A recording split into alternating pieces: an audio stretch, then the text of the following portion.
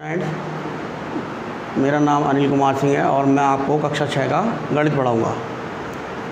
इकाई 1 जो है कक्षा 6 की गणित की किताब में, इकाई 1 प्राकृतिक संख्या है। प्राकृतिक संख्या क्या होती है? गिनती गिनना आप लोग पहले सीख ही चुके होंगे। गिनती गिनने के लिए जैसे कक्षा में कितने छात्र हैं और या क्रिकेट मैच में भारत की टीम ने कितने रन बनाए या वार्षिक परीक्षा में कितने अंक आए, जो गिनने वाली संख्याएं होती हैं उनको प्राकृतिक संख्या कहते हैं। अब प्राकृतिक संख्याओं में और इस इकाई में हम जो पढ़ेंगे, नंबर 1 संख्या और संख्यांक में अंतर। इसमें अंतर क्या है? संख्या किसे कहते हैं और संख्यांक क्या है? दूसरा 0, 1, 2, 3, 4, 5, 6, 7, 8, 9 ये अंक होते हैं। अंकों का प्रयोग तथा स्थानीय मान पद्धति जो हमारी चलती है, 2 पद्धतियाँ होती हैं। एक स्थानीय जो अपने यहाँ चलती है इंडिया में, एक इंटरनेशनल होती है जो पूरे संसार में चलती है। पद्धति से संख्याओं का निर्माण, संख्याएं कैसे बनती हैं।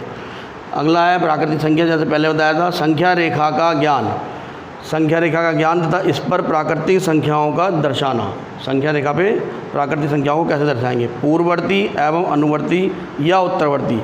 इसके 2 नाम अनुवर्ती के, अनुवर्ती या उत्तरवर्ती बोलेंगे। संख्याओं का ज्ञान। अब नंबर 1 आ जाता है संख्या और संख्यांक। संख्या अंकों से बनती है। अंक 10 होते हैं, 0, 1, 2, 3, 4, 5, 6, 7, 8 और 9। जैसे हर बच्चा मोबाइल पे जानता है 0 से लेकर 9 तक अंक होते हैं, ये अंक कहलाते हैं। इन्हीं अंकों के माध्यम से 10 नंबर का जो मोबाइल नंबर होता है वो हम डायल करते हैं। तो 10 नंबर का जो मोबाइल नंबर होता है वो संख्या हो गई, और 0 से 9 तक जो है ये अंक कहलाएंगे। संख्या जैसे 10, तो इसमें 2 अंक आ गए, 1 और 0। उससे बड़ी संख्या हो गई 125, इसमें 3 अंक हैं, 1, 2 और 5।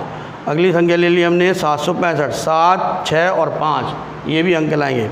अंकों को लिखने की 3 लिपि होती हैं। नंबर 1 देवनागरी, रोमन या अंतर्राष्ट्रीय। तो देवनागरी में जो हम लिखते हैं ये 1 है, 1 इकाई बोलेंगे, 2 इकाई, 3, 4, 5, 6, 7, 8, 9। इसी तरह आपने रोमन में भी लिखना सीखा होगा। इसको फर्स्ट पढ़ेंगे, second, third, fourth, fifth, sixth, seventh, 8th और 9th। अब आती बात अंतर्राष्ट्रीय की, जो इंटरनेशनल सब जगह मान्य है। इसको 1, 2, 3, 4, 5, 6, 7, 8 और 9। दूसरा पॉइंट था हमारा अंकों का प्रयोग तथा स्थानीय मान पद्धति से संख्याओं का निर्माण, है ना। ये हमारे यहाँ क्या है, जैसे चलता है इकाई, दहाई, सैकड़ा, हज़ार, 10,000, लाख, इस तरह से चलते हैं। इकाई में क्या होता है, एक ही अंक आता है जो सबसे पहला अंक होगा। दाएं से बाएं चलेंगे इसमें, इधर से दाएं से बाईं तरफ। तो पहला अंक जो आता है उसको इकाई बोलते हैं। जैसे इसमें लिख के दिखा रखा है इकाई, इसको एक ही बार पढ़ेंगे, 1 अंक है ये। दहाई में 2 अंक आते हैं, इसमें आ गया 1 और 0, 10 लिखा हुआ है तो ये दहाई कहलाएगी। और सैकड़े में 3 अंक आएंगे, 1 और 2 0 लिखे हुए हैं, ये सैकड़ा यानी 100 हो गया। हज़ार में 4 अंक आएंगे, 1, 0, 0 और 0, ये 1000 हो गया। फिर उसके बाद आता है 10,000। 10,000 में 5 अंक आएंगे, 1, 0, फिर 0, 0 और 0 ये। और उसके बाद लाख, लाख में 6 अंक आएंगे, 1 और 5 0 लग गए। तो ये हमारा स्थानीय मान पद्धति कहलाएगा जो हमारे यहाँ चलता है। इसके बाद आता है प्राकृतिक संख्या। जैसे शुरू में बताया था, गिनती करने वाली संख्याएं प्राकृतिक या प्राकृत संख्याएं कहलाती हैं, जिनसे हम गिनने का काम करते हैं। उसके अगला पॉइंट था हमारा नंबर 4 संख्या रेखा पर प्राकृतिक संख्याओं को दर्शाना। संख्या रेखा जैसे नाम से ही विदित है, रेखा यानी नंबरों को रेखा के ऊपर दर्शाना। स्केल में भी आपने देखा होगा, जो पैमाना हम यूज़ करते हैं लाइन खींचने के लिए, नंबर लिखे होते हैं दोनों तरफ। तो इसी प्रकार किसी सीधी लाइन को खींचकर समान दूरी पर अगर हम चिन्ह लगा लें तो, और 1 से शुरू करेंगे तो इस तरह से हम नंबरों को दर्शा सकते हैं। इसमें बाएं से दाएं की तरफ नंबर बढ़ते हुए क्रम में चलेंगे, जैसे 1, 2, 3, 4, 5, 6, 7, 8, 9, और आगे अगर कुछ प्रश्न आएगा और उसमें आगे भी नंबर दे रखे होंगे तो आगे नंबर लाइन में लिखते चले जाएंगे और बढ़ाते चले जाएंगे। तो ये हमारा संख्या रेखा कहलाएगी।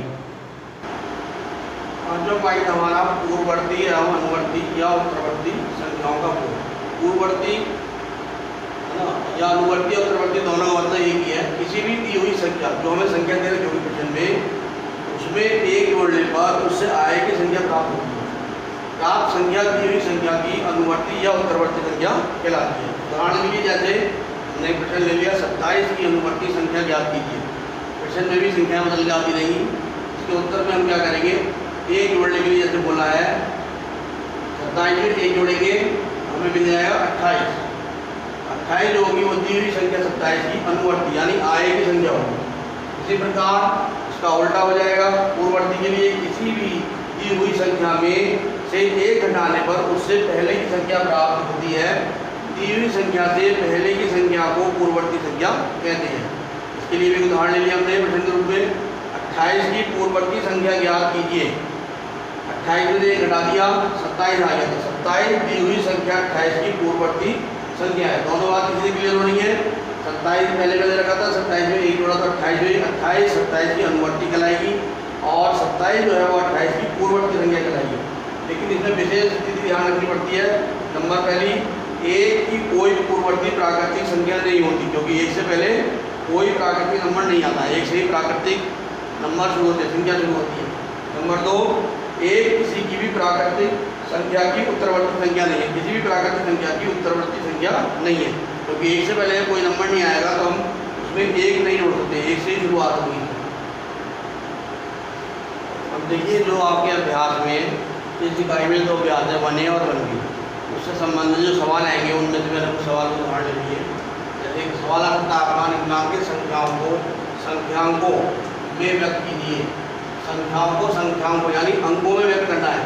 427 लिखेंगे, इसमें जो स्थानीय मान पत्ती उसका ध्यान रखेंगे। 427 इसकी गणना भी गिनती भी करके देख लेंगे, इकाई ढाई सैकड़ा यानी 400 आ गया और 27 ढाई का नंबर है तो लिखा जाएगा। फिर 115 इस तरह। दूसरा क्वेश्चन आता है निम्नांकित संख्याओं को शब्दों में लिखिए। इसके उल्टा यानी विपरीत, यहाँ पर शब्दों में दे रखा है, अंकों में लिखना है, और दूसरे प्रश्न में दिखाया है अंकों में दे रखा है, इसको शब्दों में लिखना है। पहले संख्या को पढ़ लेंगे क्या है, उसके बाद उसको शब्दों में लिखेंगे। इकाई ढाई सैकड़ा यानी 213 शब्दों में लिख देंगे। शब्दों में गलती नहीं हो जाएगी कितने समय 213। उसके बाद है इकाई ढाई सैकड़ा हजार यानी 1015, जीरो को नहीं लिखते हैं, यहाँ लिखेंगे 1015।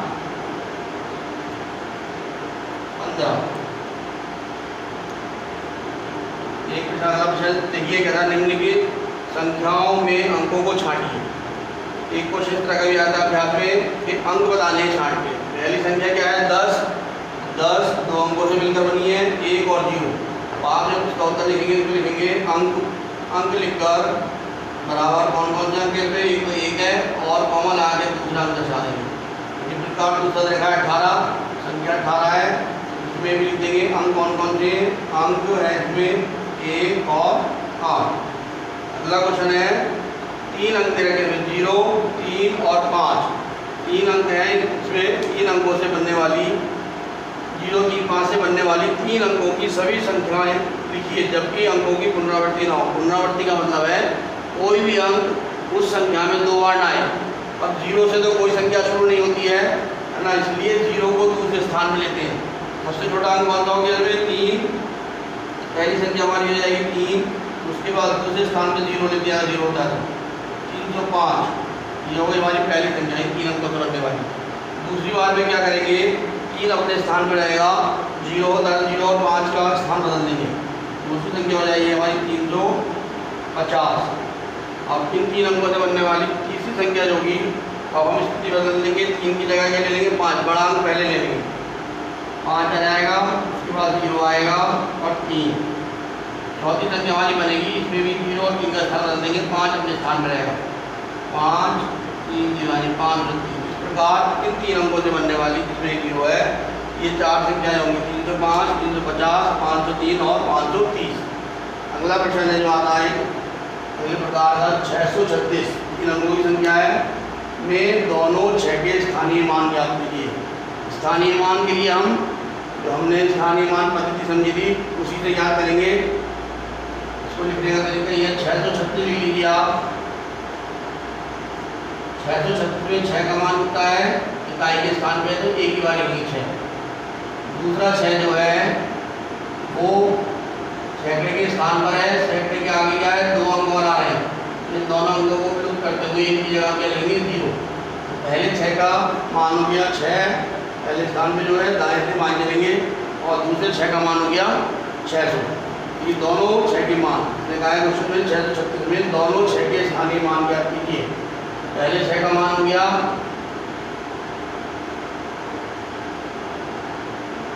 पहले 6 का मान हो गया 6 और दूसरे 6 का मान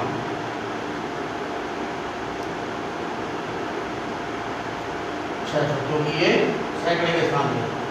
और अगला क्वेश्चन देखते हैं, ये आता है इस तरह का 4 अंकों से अंकों की छोटी से छोटी प्राकृतिक संख्या लिखिए, इसकी पूर्ववर्ती प्राकृतिक संख्या ज्ञात कीजिए। इसमें 2 काम करने हैं, 2 सवाल इसमें।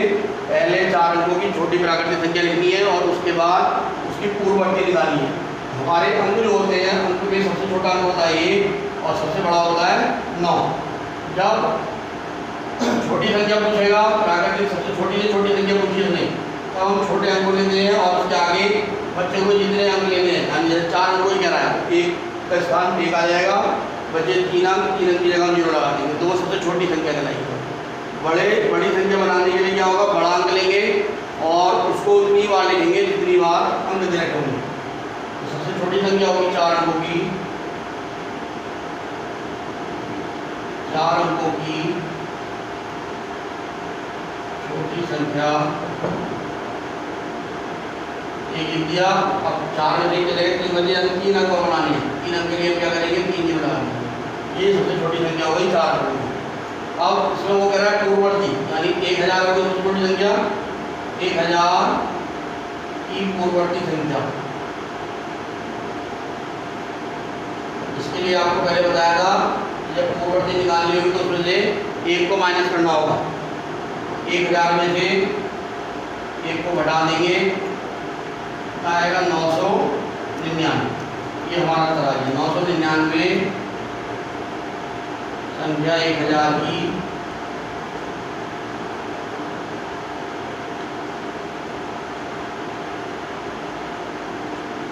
पूर्ववर्ती संख्या है।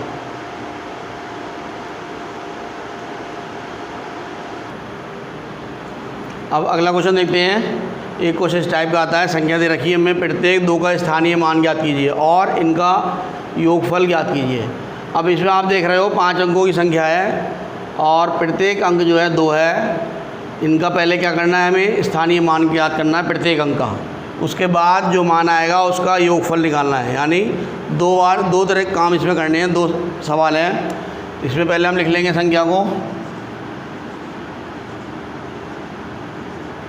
अब ये इकाई का अंक है, इसको इधर लिख देंगे इकाई के स्थान पे। ये दहाई का अंक है तो इसका मान हो गया 20, 0 लग जाएगा।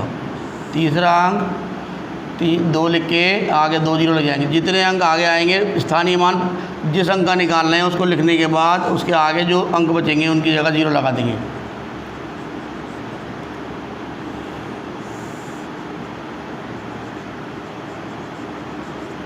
इस तरह से मान निकाल लिया हमने।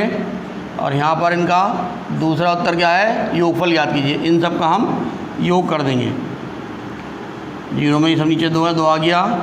यहाँ भी नीचे 2 है, 2 रहेगा।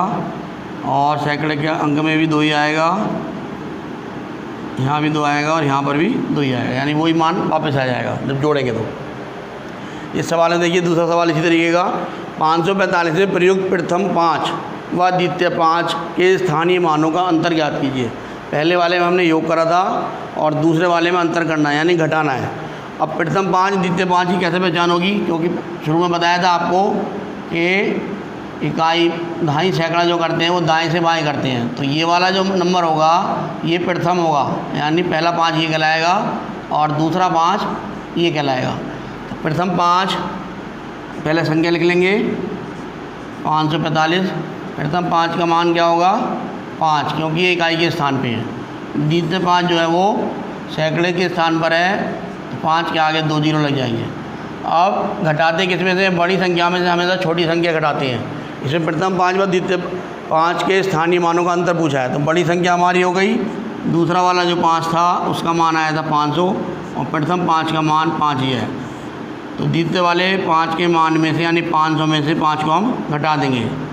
यहाँ पे यहाँ से लेंगे 10 हो जाएगा, यहाँ 9 रह गया, एक इसे आगे दे देगा तो ये 10 हो गया। 10 में से 5 या 5, यहाँ बचा 9 और इसने 1 हासिल दिया तो यहाँ 4 रह गया, यहाँ आ गया 4। तो आंसर आ गया हमारा 495। अब इसमें आपकी 2 अभ्यास हैं, अभ्यास 1A और 1B। इनका PDF बना के प्रश्नावली आपके उसमें डाल दी जाए, सेंड कर दी जाएगी और उत्तरमाला भी साथ में भेज दी जाएगी। अभ्यास के जो प्रश्न होंगे सही गलत वाले या बहुविकल्प वाले, उन पे मैं अभ्यास में ही निशान लगा के आपको सेंड कर दूंगा। ध्यान से दोनों अभ्यास आपको कॉपी में करनी है, उदाहरण वगैरह कोई नहीं उतारना है, डायरेक्ट अभ्यास करनी है आपको।